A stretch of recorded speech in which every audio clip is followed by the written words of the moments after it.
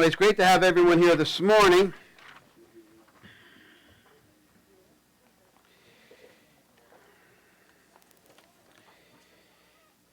And, this morning I thought that I was going to start a new series based on faith, but I think some of the words that we spoke this morning kind of confirming that that's the direction we're going to be going in. But however, in light of some things recently, I thought we'd hold off into that till next week. And we'll really have a different impression, particularly with the current events, that we see. And really a New Year's perspective, really having a New Year's perspective, going into 2021 with stability, with some measure of stability, particularly as people of faith. And in these times we may find ourselves, lacking some sense of stability. We may be finding ourselves with some sense of lack of that stability. So today what we're going to do is we're going to look at having New Year stability. That's what we're talking about here this morning. Kind of goes along a bit with last week's contentment, basically, coming into the new year with a sense of contentment. And, in prayer, really, because, again, I've been praying this week, as I'm sure you have, as you kind of keep up with a little bit of what is going on around us, of course, as we move into the new year and all the things that are happening in our nation. And so, I just, of course, went into prayer immediately, and when I saw, and I can't remember if this was in the middle of prayer. I pray oftentimes in the middle of the night, and so what happens is that I don't know if you're like me, but what happens is middle of the night, I'm an on and off sleeper. Sometimes I have good numbers of hours, but then what happens is I'm this on and off type of sleeper. Anybody like that, by the way? I don't know what time that is, maybe 3 o'clock in the morning, I'm not quite sure, 4 o'clock in the morning, all of a sudden I start becoming this on and off guy, on and off, on and off, on and off, in and out, in and out, in and out. And I recognize, it's been my life for such a long time now, I just like, whatever. Okay, it's like, no biggie. Okay, what are we going to do with our, I'm not in sleep, I'm out of sleep. Okay, well, I start praying, and so there's nothing better than to put you back to sleep than prayer. I'm just telling you right now. That's you want to get back to sleep, start praying. I'm telling you right now. and so I start to pray. I start shooting up prayers. Thoughts start going through my head. You know what I mean? These type of things. That's oftentimes what keeps us awake, right? Thoughts invade our brain, and so I start to pray. And as I was praying, particularly about all the things that, what's been going on recently, also I see this picture, and the picture I see is this man, and he is, of course, he's standing on this sand, and the sand is shifting. All of a sudden, the sand shifts, and next thing you know, he's going like this, and all of a sudden he tries to right himself, and then it shifts on the other side. And next thing you know, he's like this, and this kept going like that as the sand began to shift back and forth. He lost his footing, but not only does he lose his footing, of course, by going side to side, he's losing his perspective. Things are askew, right? You guys are all sideways now. So, everything was askew for him instead of seeing things as he should see them straight up. And so I knew that the Lord was then basically kind of directing me. And so we find what I'm talking about, and many know what I'm referring to and what God was referring to in Matthew chapter 7 and verse 24. And it says this, as everyone then who hears these words of mine, Jesus says, and does them. Everyone who hears these words, well, not just hears these words, but actually does them. There is a big deal there. And in our Bible studies on Monday nights, we have tomorrow night at 6:30, James just, talking to his brother. That's what he heard his brother say that, and basically James hits that. Just don't be a hearer of the word, be a doer of the word. Right? And so here in Matthew 7, we see that 24. Everyone then who hears these words of mine and does them will be like a wise man who built his house on a rock. Speaking of things like studies, I know we've got VHI is going to be kicking off here pretty soon. I think 25th, that's right. January 25th, our Vineyard Hopewell Institute. We're going to be going through a video series with N.T. Wright, and specifically the title is Worldview, right? Worldview's outstanding. You could talk to either Ray or you could talk to Mark about it afterwards if you're interested. There's a book that you'll need to buy, this type of thing, but absolutely outstanding. So January 25th on that one. Talk about doing the word. That would be an awesome study. But everyone then who hears these words of mine and does them will be like a wise man, a wise person. You'll know what to do and when to do it. You'll know what to say and when to say it. A wise person a wise person has a good perspective on things. He would be like a wise man who built his house on a rock, where it should be built, on a good foundation.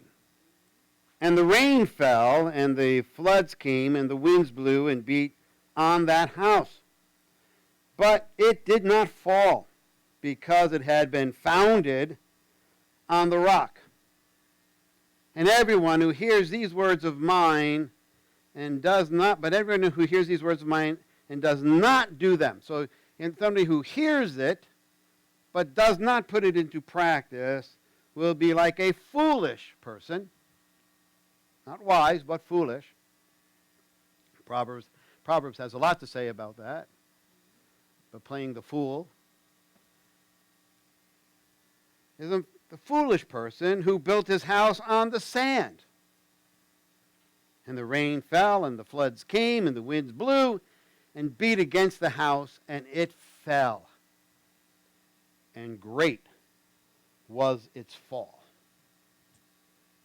In other words, it came down with a big crash.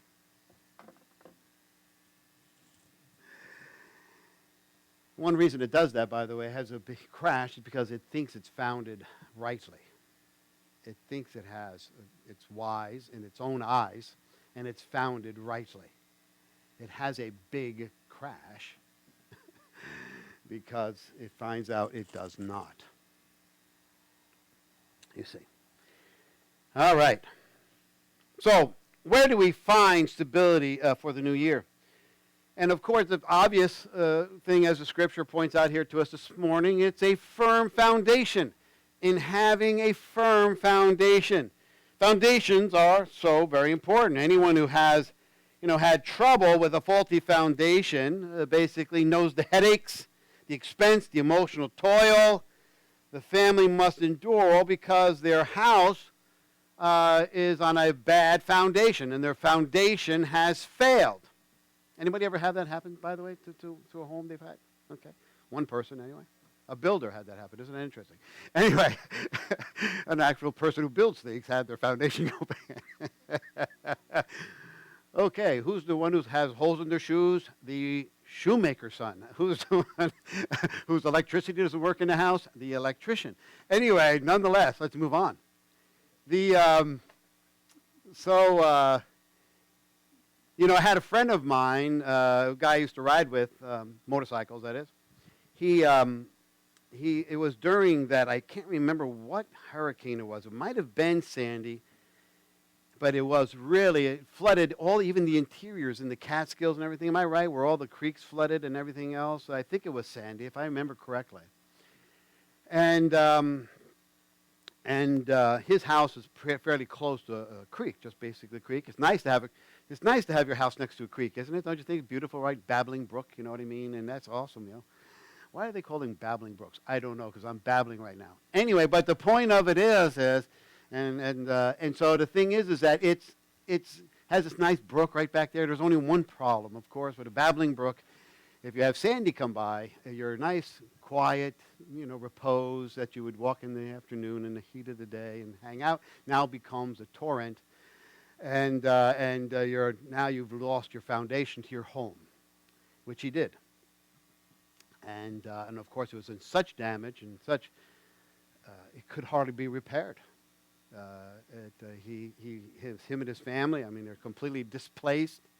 You know what I mean? And of course, it was condemned. The house was condemned and everything else because he could no longer live in that nice home that was by a babbling brook.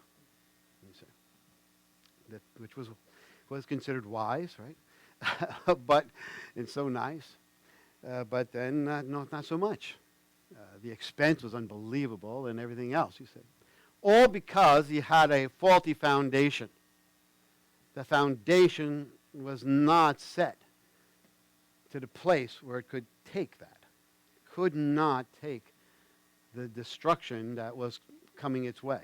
The rain that would fall, the amount of rain that would fall.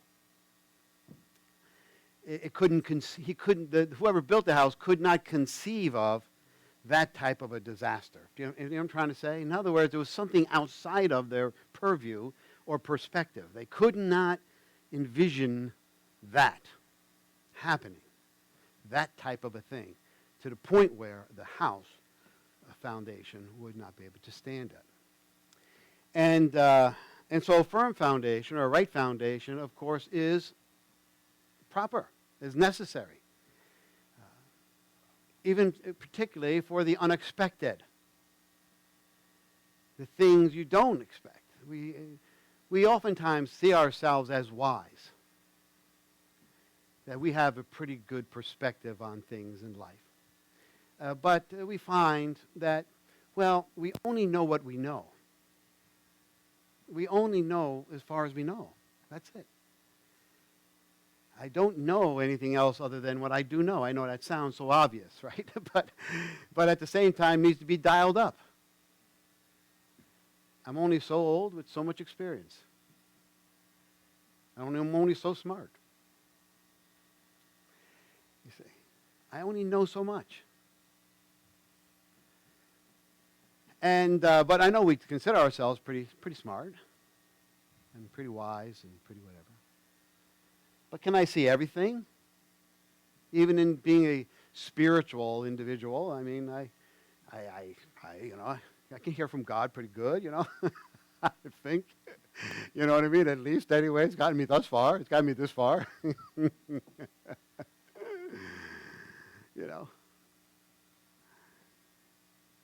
In Matthew 7, he says this, "Everyone then who hears these words of mine and does them will be like a wise man who built his house on the rock." Anyone who hears these words of mine and does them, truly believes them to such an extent, puts their trust in the words of God to such an extent that they couldn't conceive of doing anything else but that, and therefore placed themselves on that rock, as hard as it is, as sometimes as uncomfortable as it may be. In other words, what's nicer to stand and walk around all day on in your bare feet, a hard rock or nice sand? I mean, how many people like to go to the beach? Honest to God. How many people love to go to the beach?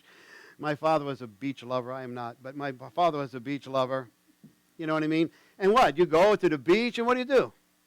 You walk around. My gosh, it's great. Toes in the sand. Let's dig them down a little further. Right? Seriously. Let it ooze up in between there. Nice and cool. Deeper you go. Isn't that true?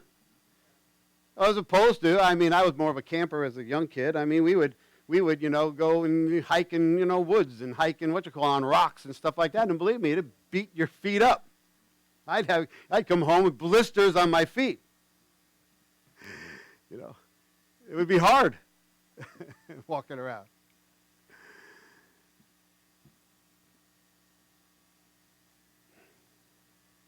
You know, Barclay, basically on this verse, anyone who hears these words of mine and does them will be like the wise man who built his house on the rock. He says this, the idea behind this is that of a stone summed up in Jesus. Jesus is the foundation stone on which everything is built, and the cornerstone which holds everything together. It's everything is built on it, and it holds all the rest together. So it's not only what I am founded on and I put myself in, it is what holds everything about me together and around me together. You know, in Isaiah 28, verse 16, it says this, therefore, this is what the sovereign Lord says. He says, look, I am placing a foundation stone in Jerusalem, a firm and tested stone. It is a precious cornerstone that is safe. It's safe to build on. It is safe for your life. We talk about being safe all the time. Be safe, be safe. Well, this is the safest thing you can do. To build your house on this cornerstone, on this rock. It's safe to build on. Whoever believes need never be shaken. Whoever believes need never be shaken. And shaking is what we are experiencing all throughout our current events. Shaking is what is going on. And I pray you hear that. It is shaking. Why do we know this? Because there's too much happening all at the same time. It's one thing to have one of these things happen to us at a particular time, when we have a bunch of it going on all at the same time. Like there's no respite. Something is shaking something.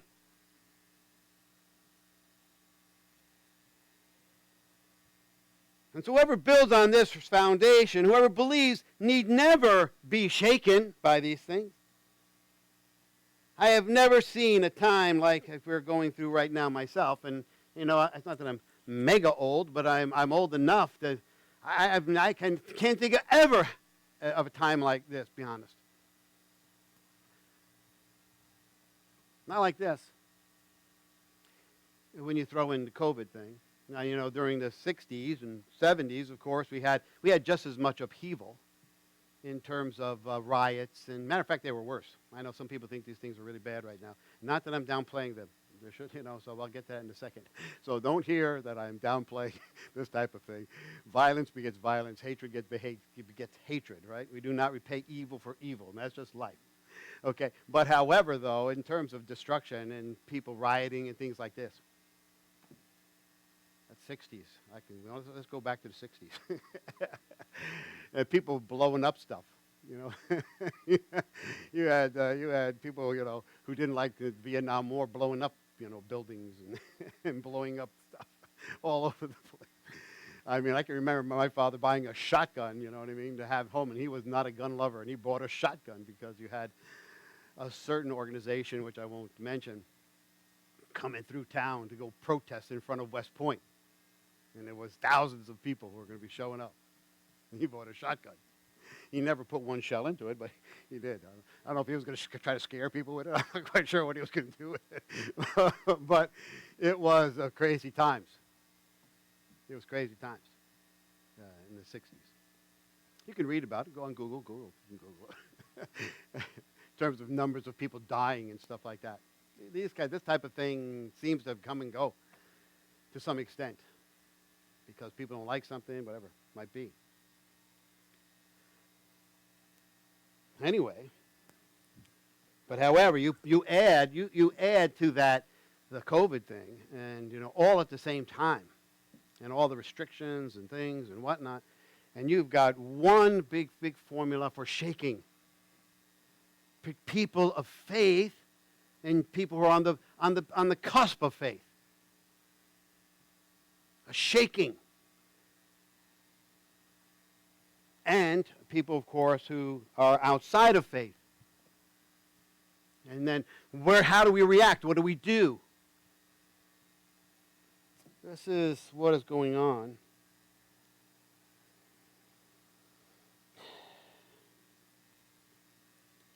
And, particularly as we think about some of the stuff that's happening, currently, like I say, I've never seen it myself, but I've read about it in history, of course, places like Spain and Germany and Russia and Star Wars, of course. Star Wars. I've been watching Mandalorian, and so you got Star Wars, and Empire Strikes Back, and all this kind of stuff. You know what I mean? It's got this interchange to it. It's just fascinating, and I think actually relevant. Anyway, why? They happen because of times of dissatisfaction, disillusionment among people, a rush of power to control things, to centralize, to get things in order, bring up people among the citizenry, violence, hatred, looking for political solutions, really to a spiritual ill. Looking for political solutions to spiritual ills. And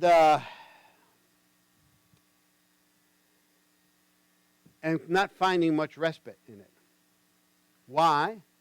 Because what is it that you and I, the church of Jesus, the people around us, what is your foundation?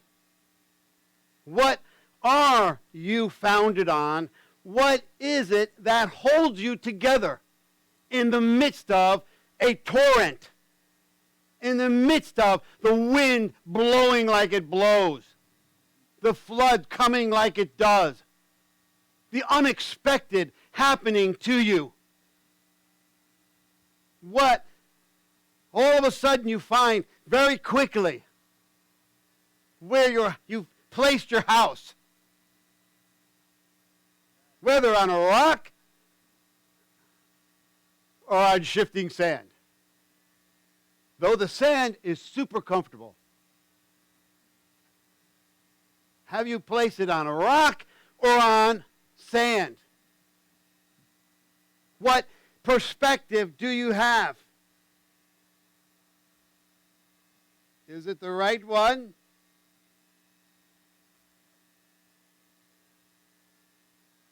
Is it doing the word? Is it not only hearing it, is it using it as the plumb line for your life?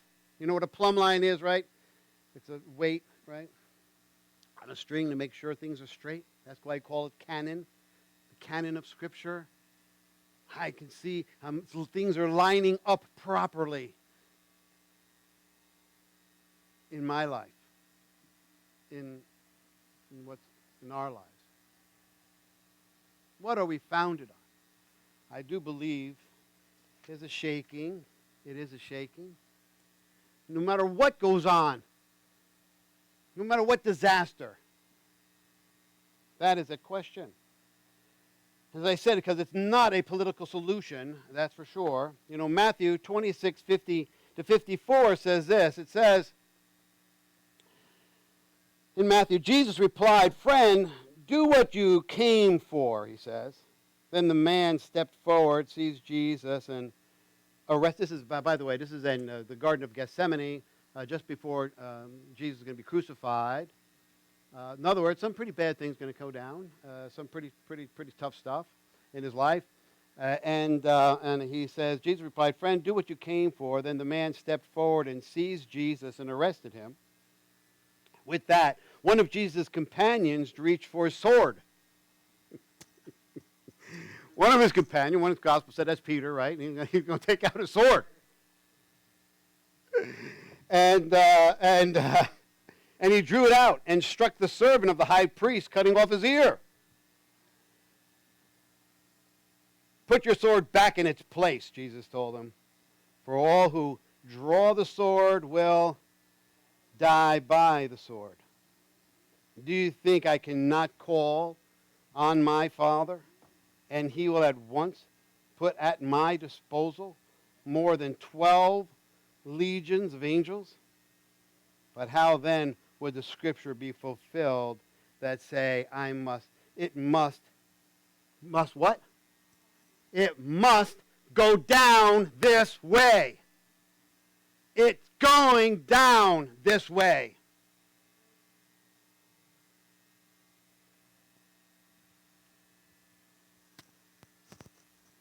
You should meditate on that for a little bit. And so Peter, he's an interesting character. I love Peter. If he wasn't Jewish, he'd be Italian. There's absolutely no doubt.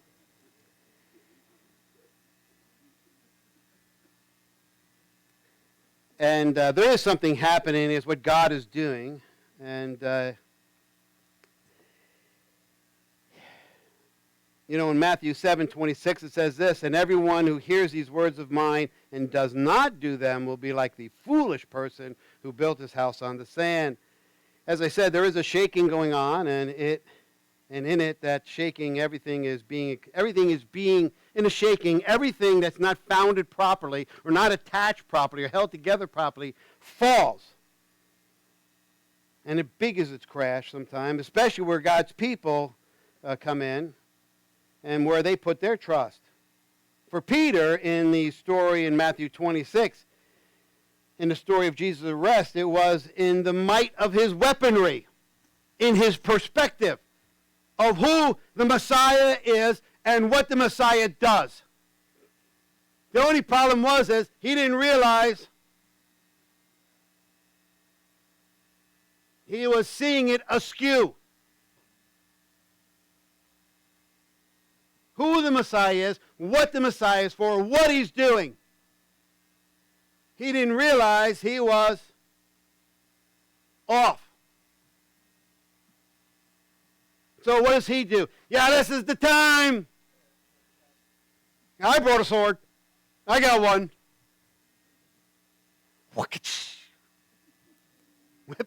Whipping that thing out. And I see Jesus going, what the heck? What the heck?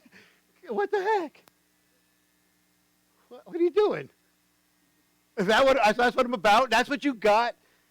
Over all this time and being with me every day for 3 years, that is what you got out of that?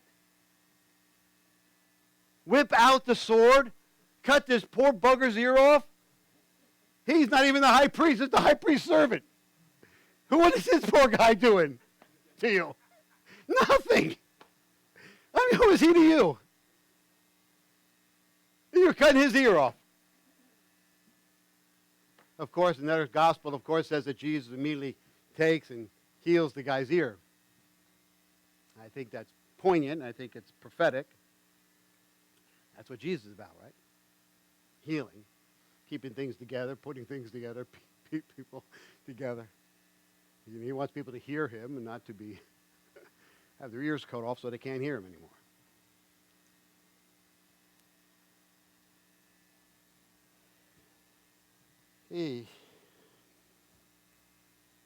But Peter, basically, you see, one thing I love about Peter, that's why I say he should be, if he wasn't Jewish, he'd be Italian. Peter was willing to die for Jesus. Right? But that's not what Jesus is asking him. Jesus is asking him to live for him. Jesus is not asking, will you die for me? Jesus is asking him, will you live for me? Will you not only be a hearer of the word, will you be a doer of it? Will you take what I have said, found it in your life, put it as the foundation on which you stand in your life, and walk it out every moment of every day, no matter what you see or don't see.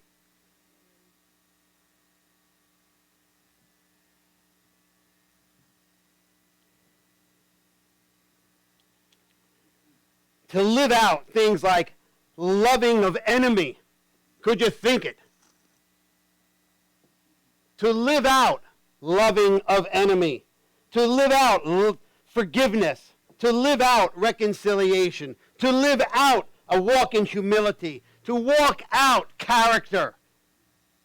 To walk out faith. To walk out care.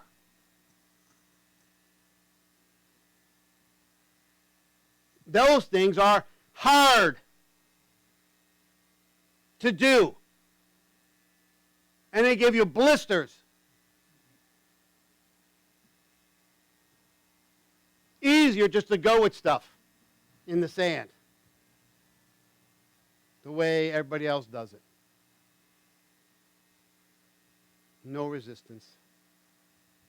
No big deal.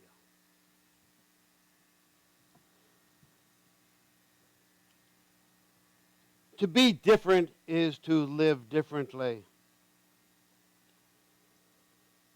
New Year stability can only come from what we are founded, whether on a rock, and it'll certainly tell us, or on shifting sand.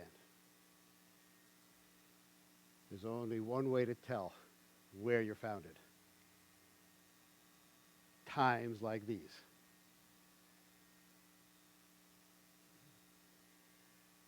As Jesus said to Peter after he drew the sword. This is what's supposed to happen.